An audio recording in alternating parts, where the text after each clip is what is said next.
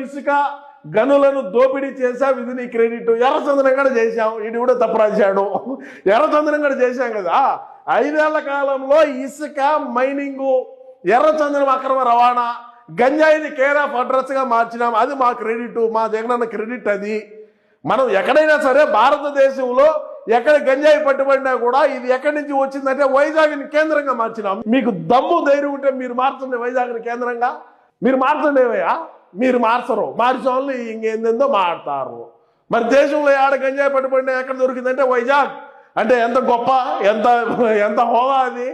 మన రాష్ట్రం నుంచి దేశానికి సరఫరా చేస్తున్నాం అంటే అది హోదానే కదా సార్, అది హోదా కదా. మీకు చేయండి, మీరు చేయండి దమ్ముంటే. కూటమి ప్రభుత్వం అధికారంలో ఉండదు కదా.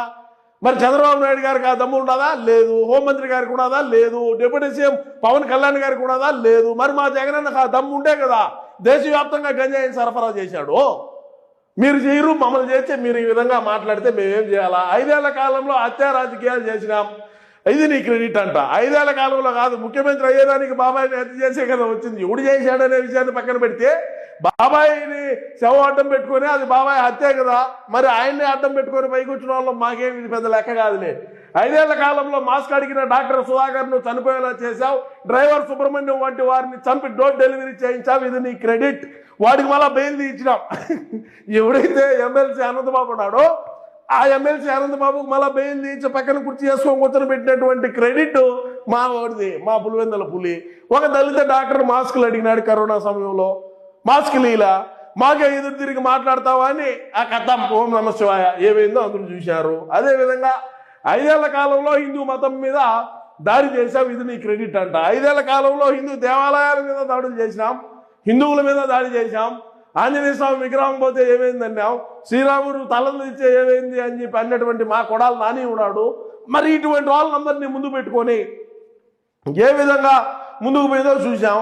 అప్పుడు మాజీ మంత్రి అయినటువంటి వెల్లంపల్లి శ్రీనివాసు దుర్గగుడిలో ఉండేటువంటి వెండి ఏనుగులా వెండి సింహాలారా ఏయో మొత్తానికి చోరీ చేశాడు. మరి హిందువుల మీద ప్రేమ ఉండే కదా అని మీరు అనుకో. సరే ఏదో జరిగిపోయింది. పూర్తి చేయని వెలిగొండ ప్రాజెక్టు జాతికి అంకితం చేశావు. కుప్పం బ్రాంచ్ కెనాల్కు డమ్మీ గేటు పెట్టి నీళ్లు వదిలి నవ్వుల పాలయ్యావు, ఇది నీ క్రెడిట్. ఎవడైనా మరి ఇప్పుడు దమ్ముంటే ఇప్పుడు చేయమని ఎవరైనా ఇది మా క్రెడిట్ అంటారు. మరి ఇప్పుడు దమ్ముంటే ఎవడైనా చేయండి, మేము చేసేట్టు చేయండి. మీరు అంటున్నారు కదా మేము చేసేట్టు మీరు ఎందుకు చేయలేకపోతున్నారు? మీరు దానికి చెప్పండి. ఎవడైనా సరే డమ్మీ గేట్ ఎత్తుకొని పోయి 2 ట్యాంకర్లు నీళ్లు ఎత్తుకొని పోయి కుప్పానికి నీళ్లు ఇచ్చినట్టు ఇది ఒక ఆట, ఇది ఒక డ్రామా. ఇటువంటి ఆలోచన విధానం అందరికీ రావాలంటే రాదు. అది అదేవిధంగా